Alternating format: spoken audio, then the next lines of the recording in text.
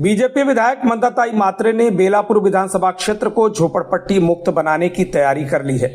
आज इसके लिए झोपड़पट्टी पुनर्वसन जागरूकता कार्यशाला के माध्यम से नागरिकों को जानकारी प्रदान की गई। बेलापुर के गावस्कर मैदान में आयोजित यह कार्यशाला इसका सबूत रही।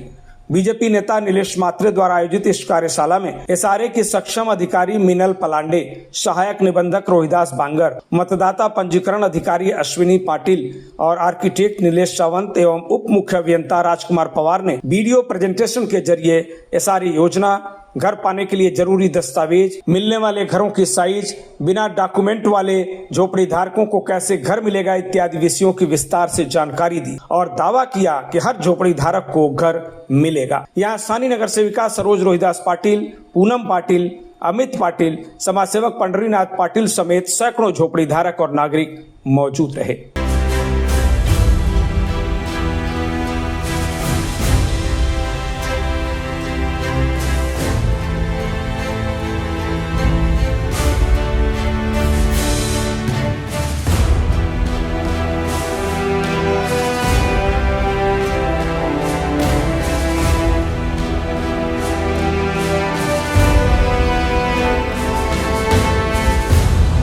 कार्यशाला में बताया गया कि मुंबई प्रदेश झोपड़पट्टी पुनर्विकास प्राधिकरण जल्द ही झोपड़पट्टी इलाकों में फिजिकल सर्वेक्षण प्रारंभ करने वाला है। सर्वदलीय लोक प्रतिनिधियों की उपस्थिति में झोपड़ी धारकों को यह समझाने की कोशिश की गई कि वे किन बातों का ध्यान रखते हुए इन अधिकारियों को मदद करें। विधायक मंदाताई मात्रे ने कहा कि इस योजना में वर्ष 2000 तक पात्र झोपड़ी धारकों को बिना मूल्य 300 वर्ग फुट का घर मिलेगा। वहीं बिना दस्तावेज वाले वर्ष 2010 तक के पात्र झोपड़ी धारकों को मात्र 2.5 लाख रुपए में मकान मिल सकेगा। झोपड़ी धारकों को खुद की सोसाइटी बनाने और विकासक को नियुक्त करने का अधिकार होगा। सपना तो बहुत बड़ा है कि हर इंसान को, जो मोदी जी ने जो सपना देखा है, हर गरीब को घर रहने को जगह मिलनी चाहिए। हर हमारे महाराष्ट्र के मुख्यमंत्री देवेंद्र जी फडणवीस साहब, हमारे उप मुख्यमंत्री एकनाथ राव जी शिंदे, हमारी बहन उप मुख्यमंत्री सुनेत्रा ताई पवार, इनका सबका काम मैं आगे लेकर जा रही हूँ। मैं सेवक हूँ। इन लोगों ने मुझे 3 बार चुन के दिया है, तो उनका सपना पूरा करना है मेरा कर्तव्य, मेरा फर्ज है।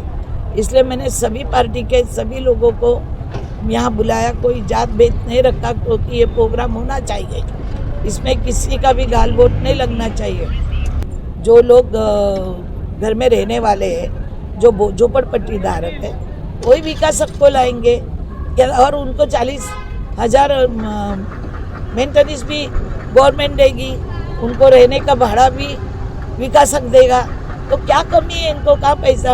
और जिसके कुछ नहीं है वो 2.5 लाख दे के घर लेगा।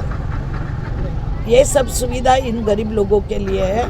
और जब तक मेरी जान है, जान में जान है, तब तक मैं इनको घर देकर ही रहूंगी। उन्होंने कहा कि लंबे समय से वे बेलापुर विधानसभा क्षेत्र को झोपड़ी मुक्त करने के प्रयास में जुटी हैं, जो अब सफल होने वाला है। विधायक मंदाताई मात्रे ने कहा कि अक्सर गरीबों के लिए चलाई जा रही योजनाओं में राजनीतिक बाधाएं आती हैं, इसलिए बहकावे में आने की बजाय सतर्क रहकर काम करने की जरूरत है। उन्होंने झोपड़ी धारकों का आह्वान करते हुए कहा कि अपने बच्चों के भविष्य के बारे में सोचो, ताकि वे अच्छे मकानों में रह सकें।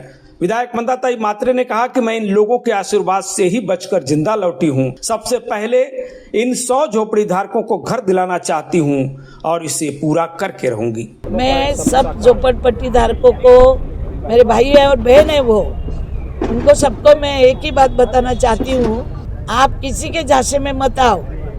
क्योंकि आज देखो, एक जगह लगाने के लिए मर्डर होता है। ये तुम्हारी हमेशा की झोपड़ी होगी। तुम्हारे बच्चों का ख्याल करो, तुम्हारे बच्चों का ख्याल करो, तुम खुद का ख्याल करोगे।